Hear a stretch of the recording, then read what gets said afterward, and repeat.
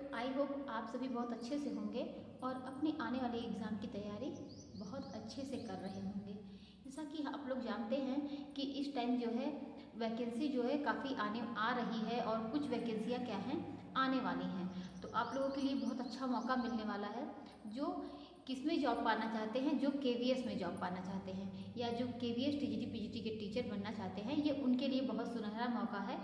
और स्टार्ट करेंगे कि देखिए इसमें क्या है कि हम लोग जानते ही हैं जो केवीएस के मतलब टीजीटी पीजीटी या केवीएस में जॉब करना मतलब एक स्टेट लेवल की जो टीजीटी पीजीटी होती है उससे कहीं बड़ी मतलब वैकेंसी ये केवीएस टीजीटी पीजीटी की होती है। इसमें काफ़ी अच्छी सैलरी भी होती है और सुविधाएं भी जो होती हैं वो बहुत अच्छी होती हैं। तो स्टार्ट करेंगे कि देखिए इसमें क्या है कि बहुत ज़्यादा बदलाव हुए हैं और ज़्यादा क्या काफ़ी बदलाव भी हुए हैं और काफ़ी बड़े बदलाव भी हुए हैं। तो सबसे पहले स्टार्ट करेंगे केवीएस पीजीटी की। पीजीटी के लिए अगर आपको पीजीटी में अप्लाई करना होता था मतलब कहीं भी, चाहे वो स्टेट लेवल की बात आए चाहे वो केवीएस में, तो उसमें क्या रहता था कि उसके लिए आपको बीएड करना आपके लिए अनिवार्य नहीं था। लेकिन अब ऐसा क्या हुआ है कि क्या बदलाव हुआ है, तो इसमें देखेंगे तो केवीएस पीजीटी में क्या कर दिया गया है कि पहले उसकी बात करेंगे पहले एज की। तो पीजीटी की इसमें एज जो है जैसा कि पहले था 40 ईयर एज थी, तो वो 40 ईयर एज ही है ना। और कुछ इसमें रिलैक्सेशन की बात है, उसकी बात हम अभी बाद में करेंगे। लेकिन पहले बता दें आपको कि पीजीटी के जो कंप्यूटर साइंस के पद पर आप देना चाहते हैं तो उसमें क्या है, आप बीएड जो है वो अनिवार्य कर दिया गया है। पहले ऐसा नहीं था, पहले बीएड अनिवार्य नहीं था। तो एक तरीके से आप बीएड वालों के लिए बहुत अच्छा मौका है कि देखिए कि मतलब क्या था कि बीएड के मतलब महत्व को और बढ़ा दिया जा रहा है। तो इसमें क्या कर दिया गया है कि बीएड अनिवार्य कर दिया गया है। बिना इसके आप क्या कर सकते हैं, बिना बीएड के आप अप्लाई नहीं कर सकते हैं। और देखिए दूसरा बदलाव क्या हुआ है कि पीजीटी के लिए ग्रेजुएशन और मास्टर डिग्री में एक ही विषय का रहना जरूरी है। मतलब क्या है कि जैसे आपने जिस सब्जेक्ट से ग्रेजुएशन किया है, पहले ऐसा नहीं था, लेकिन आपने जिस सब्जेक्ट से आपने ग्रेजुएशन किया है उसी सब्जेक्ट से आपका पीजी भी रहना अनिवार्य है। यानी जिस सब्जेक्ट से आपको पीजीटी आप अप्लाई कर रहे हैं वो आपका ग्रेजुएशन में भी रहना अनिवार्य है। पहले ये नियम जानते हैं कि पहले ये नियम नहीं था और अब क्या है, अब जैसा कि कुछ ही विषयों पे था लेकिन अब ये सभी विषयों पर लागू कर दिया गया है।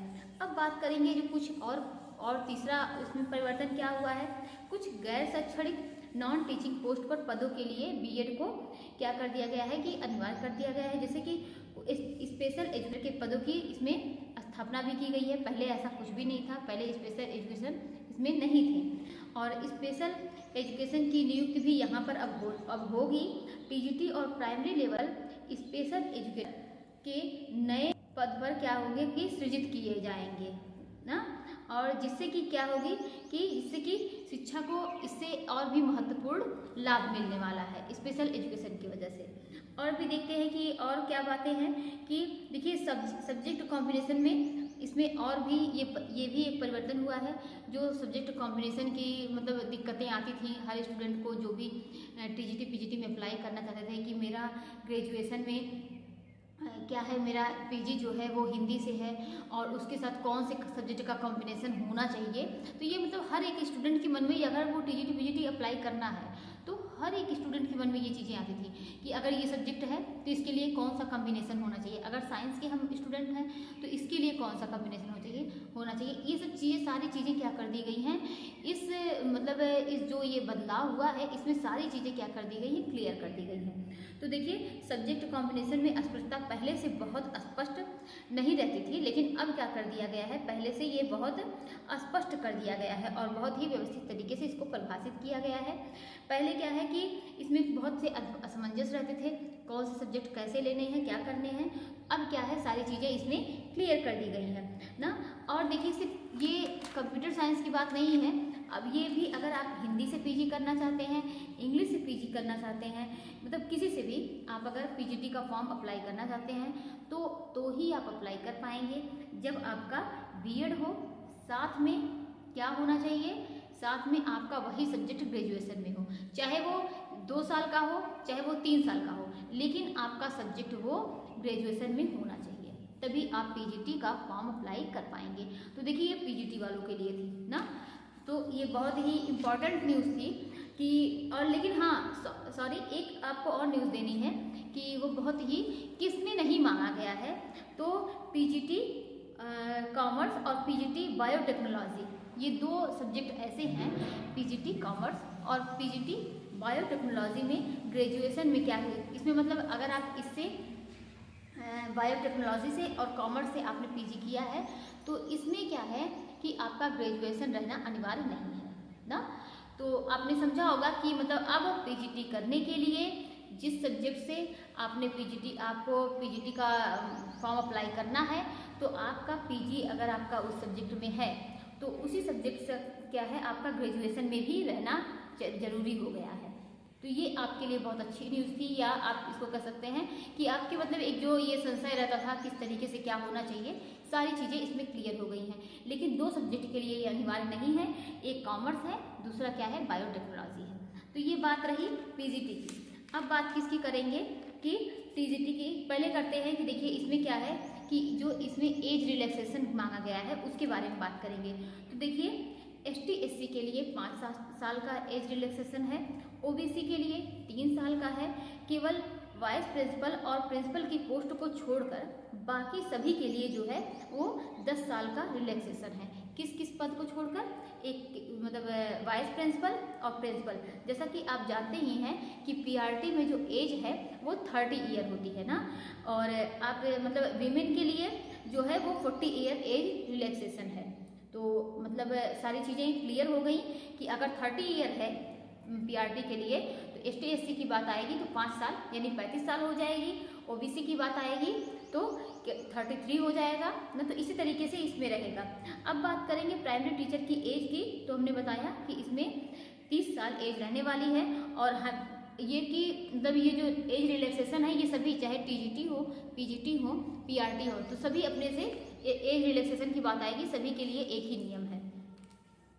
अगर आपको पीआरटी का टीचर बनना है तो क्या है कि 12 में जो 12th क्लास है, पीआरटी के टीचर की बात हो रही है, अगर आपको 12th में पीआरटी का टीचर बनना है तो आपका 12th में क्या करना होगा कि कितना परसेंट होना चाहिए, 50% आपका होना अनिवार्य है। मतलब आपका 12th में 50% होना चाहिए, और साथ में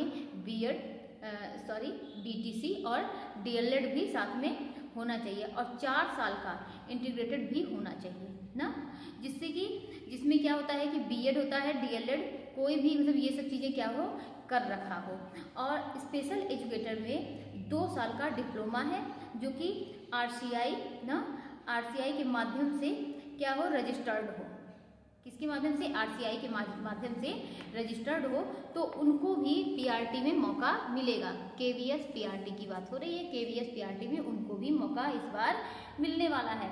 बाकी देखिए सीटेट जो है वो सीटेट मांगा गया है ना, सीटेट जो है वो प्राइमरी का यानी लेवल 1 का होना अनिवार्य है। ये क्या है कि अब टीजीटी पीजीटी में भी देखिए अगर आपने स्पेशल एजुकेशन कर रखी है तो बीएड बीटीसी क्या है नहीं किया है, तो स्पेशल एजुकेशन आपने कर रखा है तो रिहेबिलिटेशन काउंसिल ऑफ इंडिया के रजिस्टर्ड किसी संस्था से तो अगर हो तो आपको भी इसमें मौका मिलेगा। फिर पहले देखिए स्पेशल एजुकेशन को साइड में कर दिया गया था। पहले क्या है कि स्पेशल एजुकेशन क्या था वो साइड में कर दिया गया था, उसको कोई इसमें मतलब कोई मौका मतलब कुछ इसमें कोई स्थान नहीं था, कोई मौका नहीं मिल रहा था। लेकिन अब यहाँ स्पेशल एजुकेशन के लिए जॉब मतलब अब निकाली गई है इसमें। तो आपका देखिए अगर स्पेशल एजुकेशन से बीएड पीटीसी अब मान्य होता है तो इस बार से भी क्या होंगे कि ये स्पेशल एजुकेशन यहाँ पर ये लोग भी क्या होंगे एलिजिबल होंगे। और देखिए इन सब के लिए सीटेट जो है वो लेवल 1 का होना अनिवार्य है। तो अब बात करेंगे क्या कि टीजीटी की। तो देखिए हमने पीजीटी का देखा, पीआरटी का देखा, अब बात करेंगे टीजीटी की। तो हिंदी, संस्कृत, इंग्लिश जो आपके सामने ये मतलब जो भी आपके सामने ये प्रॉब्लम आती थी कि हम हिंदी से मेरा ग्रेजुएशन है तो हम मतलब क्या है टीजीटी में अप्लाई कर पाएंगे, हमने ग्रेजुएशन में संस्कृत नहीं लिया है या लास्ट ईयर में हमने संस्कृत छोड़ दिया है, सारी बातें जो है इसमें बहुत अच्छे से क्लियर कर दी गई हैं। और अगर आप लोग सुनेंगे तो सब कुछ यहाँ पर मतलब पॉइंट टू पॉइंट आपका क्लियर कर दिया जाएगा इस वीडियो के माध्यम से। तो आप लोग शांति से इस वीडियो को ज़रूर सुनिएगा। और देखिए, बहुत लंबा वीडियो भले ही बन जाए, मतलब कि कुछ लंबा, लेकिन क्या है कि आपके सब्जेक्ट की बात आएगी, आपको तो बस वही दिमाग माइंड में रखना है। तो देखिए, बात करेंगे टीजीटी की, हिंदी संस्कृत इंग्लिश, जो आपके सामने ये मतलब ये प्रॉब्लम आती थी, उसके हल के लिए आपको बता दें कि 2 साल के लिए ही अगर आपने हिंदी पढ़ी मतलब हो या लास्ट ईयर में आपने छोड़ दी भी हो, तो मतलब क्या आप कर सकते हैं? ये आपके मन में ऐसा आता है, मतलब ऐसी बातें आती हैं कि अगर हमने फर्स्ट ईयर सेकेंड ईयर में 2 साल के लिए हिंदी पढ़ी है और लास्ट ईयर में हमने छोड़ दी है, तो क्या हम अप्लाई कर सकते हैं ना? तो ये सब का निवारण जो है इसी वीडियो में होने वाला है। करेंगे, देखिए हिंदी की देखेंगे तो टीजीटी की पोस्ट इसमें हिंदी की कितनी है कि 2264 है। टीजीटी संस्कृत की पोस्ट 1503 है। टीजीटी इंग्लिश की पोस्ट 2767 पोस्ट बताई गई है। और क्या है कि और अगर आपका 8 लेवल के पेमेंट के हिसाब से आपको सैलरी की बात की जाएगी तो आपका 47,600 से लेकर कुछ मतलब काफ़ी हद तक बहुत अच्छी सैलरी बनने वाली है कि मतलब 15 लाख तक समथिंग इसका मतलब ये बनेगा। बाकी जो है एज रिलैक्सेशन की बात करें तो ये पहले वाले जो एज रिलैक्सेशन है सेम वही बातें यहाँ पर लागू होंगी।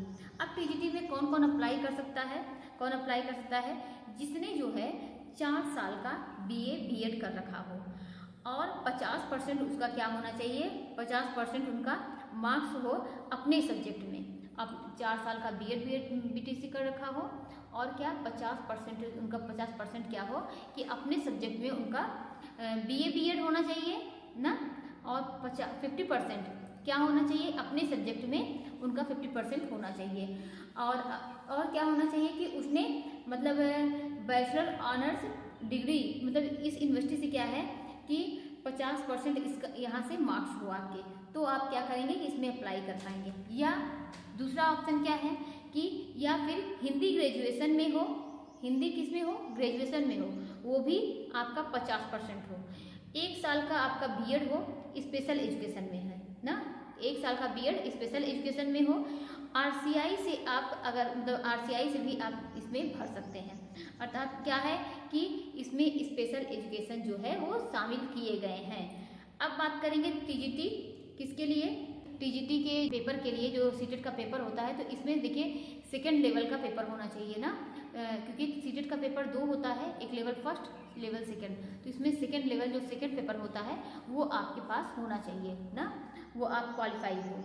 ये हिंदी का टीचर आपको बनना है तो 3 साल आपने हिंदी में कर रखा हो, यानी first year, second year, final year, ये तीनों ग्रेजुएशन में आपके 3 साल हिंदी में हो और प्लस 6 सेमेस्टर, यानी आप बोल सकते हैं कि 3 साल 6 सेमेस्टर ना, ये आपका हिंदी आपने पढ़ा हो। अगर अंग्रेजी बनना है, अंग्रेजी का टीचर बनना है तो 3 साल 6 सेमेस्टर आपने अंग्रेजी पढ़ा हो। सेम वही नियम है।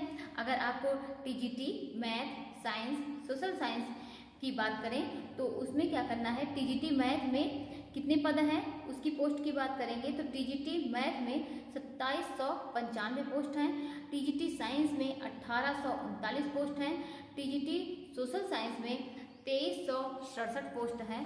और तो जिन लोगों ने 50% के साथ स्पेशल एजुकेशन कर रखी हो उनको यहाँ पर मौका मिल रहा है। बाकी अपना सब्जेक्ट जो है एजुकेशन में होना चाहिए ना, वो भी किसके साथ, 50% के साथ, और साथ में सीटेट भी होना चाहिए, वो भी लेवल 2 का।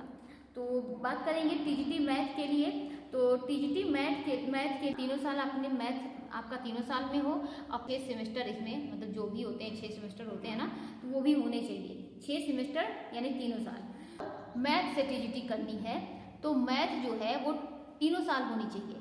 बाकी जो 4-5 हमने सब्जेक्ट बताए उसे हैं फिजिक्स है, केमिस्ट्री है, इलेक्ट्रॉनिक है, कंप्यूटर साइंस है और स्टैटिक्स है, वो आपका 1 साल होना चाहिए।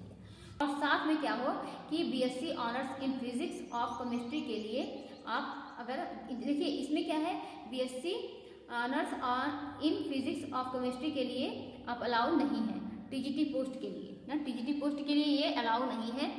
तो टीजीटी साइंस की बात करेंगे तो आपके पास जो बायोलॉजी, लाइफ साइंस और बॉटनी, जूलॉजी, इनमें से किसी भी सब्जेक्ट का अगर आपको बायोलॉजी लाइफ साइंस का टीचर बनना है तो बायोलॉजी आपने 3 साल पढ़ा हो, बॉटनी, केमिस्ट्री, जूलॉजी को 1 साल यानी 2 सेमेस्टर आपने पढ़ा हो, तो आप अप्लाई किसके टीचर बन सकते हैं? बायोलॉजी के टीचर बन सकते हैं। रही बात बॉटनी की, अगर बॉटनी का टीचर बनना हो तो बॉटनी जो है वो 3 साल पढ़ा हो, और केमिस्ट्री या जूलॉजी जो है वो कोई एक साल, पूरा 1 साल और 2 सेमेस्टर पढ़ा हो। तो ये किस टीचर की बात हो गई? बॉटनी की। तो हम लोगों ने क्या किया कि बॉटनी के बारे में देखा और बायोलॉजी के बारे में। अब देखते हैं, अगर आपको जूलॉजी का टीचर बनना हो तो आपका जूलॉजी जो है वो 1 साल का हो, और बायोलॉजी और बॉटनी जो है वो जो 3 साल का हो जूलॉजी, और बायोलॉजी और बॉटनी जो है वो कितने 1 साल का होना चाहिए, तो आप टीजीटी के लिए अप्लाई कर पाएंगे। अब देखिए टीजीटी में कुछ और बातें करते हैं। तो टीजीटी जो है सोशल स्टडीज़ की बात करें तो history, geography, political science, economics, इनमें से आपने हिस्ट्री या जियोग्राफी क्या है कि कोई 3 साल पढ़ा हो, और क्या है कि और कोई अदर जो सब्जेक्ट हैं वो 1 साल पढ़ा हो। तो अब बात करेंगे किसकी? टीजीटी आर्ट एजुकेशन की बात करें तो पोस्ट इसमें कितने हैं? किसमें आर्ट एजुकेशन की बात हो रही है उसमें पोस्ट की बात करेंगे तो 1296 पोस्ट हैं। यहाँ पर बीएड डिग्री को जरूरी बताया गया है यहाँ पर भी, और कितना मार्क्स होना चाहिए? 50% इसमें होना चाहिए। टीजीटी वर्क एक्सपीरियंस की बात करेंगे तो यहाँ पर बैचलर डिग्री हो, और electrical engineering, electronic engineering, electronic communication engineering या किसी भी इंस्टीट्यूशन से 50% हो, और बीएड भी साथ में हो। टीजीटी फिजिकल एजुकेशन की बात की जाएगी तो यहाँ पर 4 साल का इंटीग्रेटेड कोर्स मान्य होगा, या फिर आपने बीएड 50% तक मार्क्स के साथ, और ग्रेजुएशन भी इसमें मान्य होगा साथ में। ये बात करेंगे टीजीटी स्पेशल एजुकेशन की बात करें तो यहाँ पर देखिए बीएड जनरल भी आपने कर रखी हो, वो भी कितने परसेंट के साथ? 50% आपका होना चाहिए ना। और किसी भी रिकॉग्नाइज्ड इंस्टीट्यूशन से बीएड स्पेशल एजुकेशन में आपका क्या है, उसमें भी 50% मार्क के साथ हो तो भी आपका हो जाएगा। और ग्रेजुएशन भी होना चाहिए आपका 50% मार्क के साथ। ये सारी चीज़ें हम लोग डिटेल जान ही रहे हैं। बीएड हो, सीटेट हो, ये सब 6 महीने का डिप्लोमा भी हो अगर आपका, तो भी आपका यहाँ पर हो जाएगा ना। तो ये सब क्या हो गई? टीजीटी की पोस्ट की बात हो गई। तो पूरा क्या है कि हम लोगों ने क्या टीजीटी के बारे में क्या बदलाव हुआ है, पीजीटी में, पीआरटी में क्या बड़े बदलाव हुए वो हम लोगों ने समझा।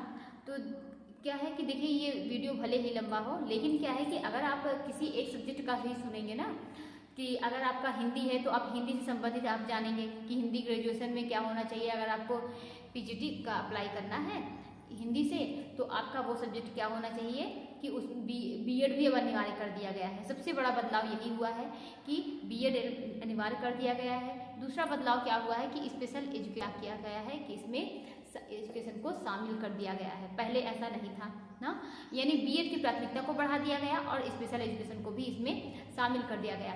और क्या है, पहले क्या था, पीजीटी अप्लाई करने के लिए बीएड जो है वो जरूरी नहीं था, लेकिन अब उसको क्या है जरूरी कर दिया गया है। चाहे वो और क्या है कि आपका ग्रेजुएशन में भी होना चाहिए वो सब्जेक्ट। क्या है, पहले क्या था कि अगर आप ग्रेजुएशन में चाहे सब्जेक्ट हो या ना हो, लेकिन आपने अगर पीजी किया है तो आप पीजीटी के लिए अप्लाई कर सकते थे। लेकिन अब ऐसा कुछ नहीं है, अब इसमें ये कुछ चीज़ें काफ़ी बदल चुकी हैं। तो आप लोग बहुत सी चीज़ें क्या हैं कि इसमें क्लियर कर दी गई हैं। आप लोग जरूर से इस वीडियो को पूरा देख लीजिएगा। उसके बाद क्या है, आप लोग तैयारी में लग जाइए, क्योंकि क्या है कि इस साल के लास्ट तक उसके पहले ही क्या है ये वैकेंसी आ जाएगी। और इसके लिए क्या है, आप जानते ही ये बहुत टफ होता है। इसमें काफ़ी लोग इसके लिए भरते हैं, अप्लाई करते हैं।